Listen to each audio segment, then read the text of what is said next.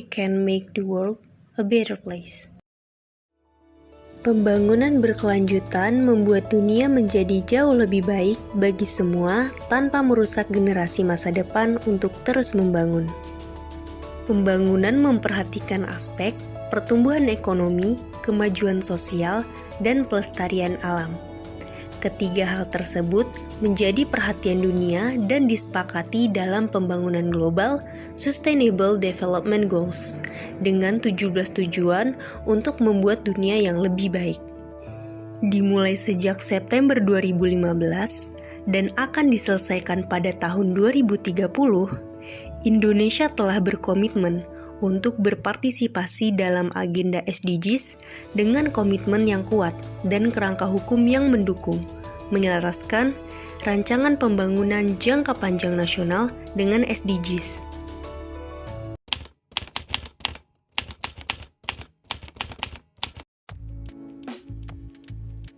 Halo, aku Hilda dari Kesehatan Masyarakat 2021. Halo, aku Laila Salsabila dari Kesehatan Masyarakat 2021. Hai, aku Nisa dari Kesehatan Masyarakat 2021.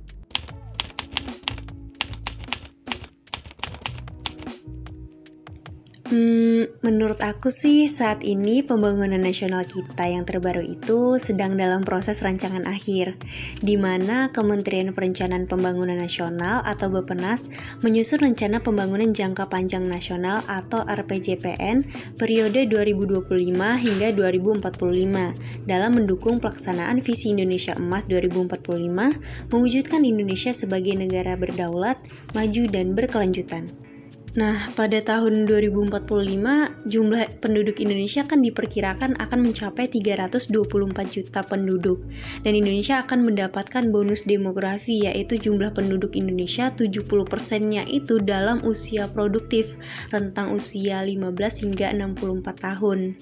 Nah, jika bonus demografi ini tidak dimanfaatkan dengan baik, akan membawa dampak buruk, terutama masalah sosial seperti kemiskinan, kesehatan yang rendah, pengangguran, dan tingkat kriminalitas yang tinggi. Perencanaan Pembangunan Nasional diatur dalam Undang-Undang Nomor 25 Tahun 2004 tentang Sistem Perencanaan Pembangunan Nasional dan Undang-Undang Nomor 23 Tahun 2014 tentang Pemerintahan Daerah. Nah, sebelum memasuki tahapan perencanaan pembangunan nasional, diperlukan pemahaman istilah berikut. Yang pertama ada RPJP nasional atau Rencana Pembangunan Jangka Panjang Nasional dengan kurun waktu 20 tahun. Yang kedua RPJM nasional atau Rencana Pembangunan Jangka Menengah Nasional dengan waktu 5 tahun. Lalu ada RKP atau Rencana Kerja Pemerintah dengan waktu 1 tahun. Selanjutnya ada Renstra atau Rencana Strategis Kementerian atau Lembaga dengan waktu 5 tahun. Dan yang terakhir ada Renja, yaitu Rencana Kerja Kementerian atau Lembaga dengan waktu 1 tahun.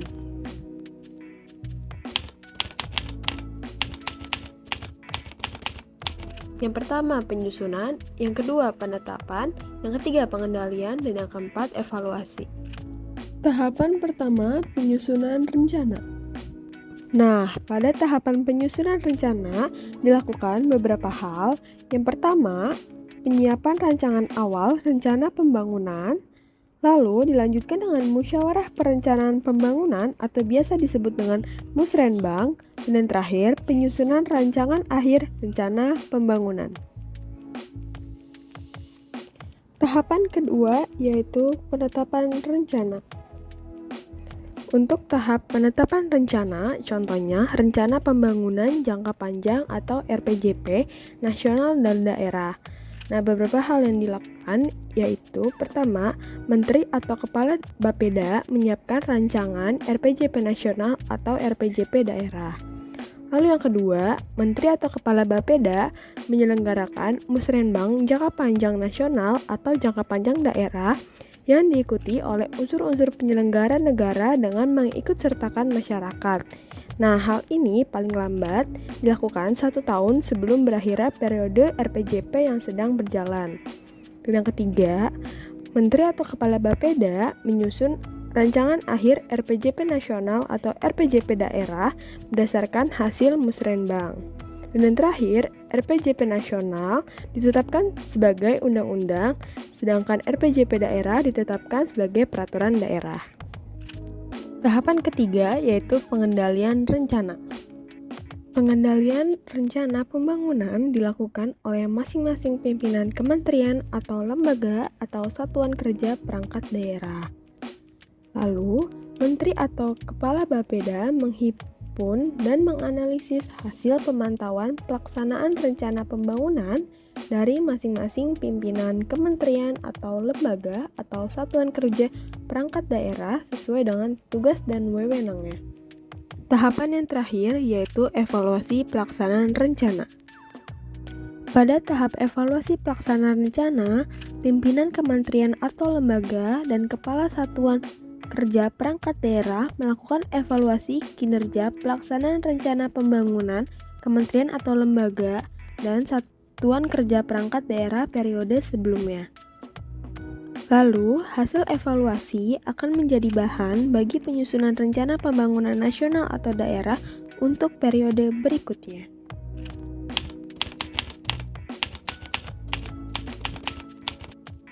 Proses perencanaan pembangunan nasional terdapat 5 pendekatan. Yang pertama adalah pendekatan politik, yang kedua pendekatan teknokratif, yang ketiga pendekatan partisipatif, yang keempat pendekatan atas bawah, dan yang kelima adalah pendekatan bawah atas. Pendekatan politik memandang bahwa pemilihan presiden atau kepala daerah adalah proses penyusunan rencana, karena rakyat pemilih menentukan pilihannya berdasarkan program-program pembangunan yang ditawarkan oleh masing-masing calon presiden atau kepala daerah.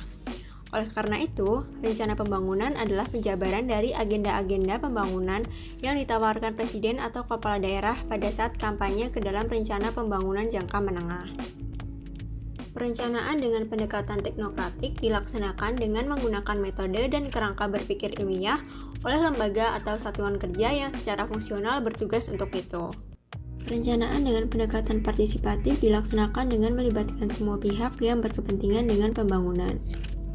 Pendekatan atas bawah dan bawah atas dalam perencanaan dilaksanakan menurut jenjang pemerintahan. Rencana hasil proses atas bawah dan bawah atas diselaraskan melalui musyawarah yang dilaksanakan baik di tingkat nasional, provinsi, kabupaten atau kota, kecamatan, dan desa.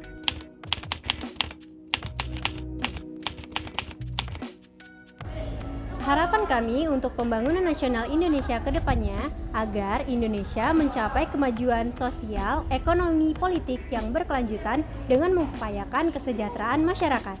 Penguatan infrastruktur, pengurangan ketidaksetaraan, serta peningkatan keterampilan dan pendidikan, pemeliharaan lingkungan, stabilitas keamanan dan politik, serta penguatan identitas nasional. Indonesia Emas 2045 untuk Indonesia yang lebih baik.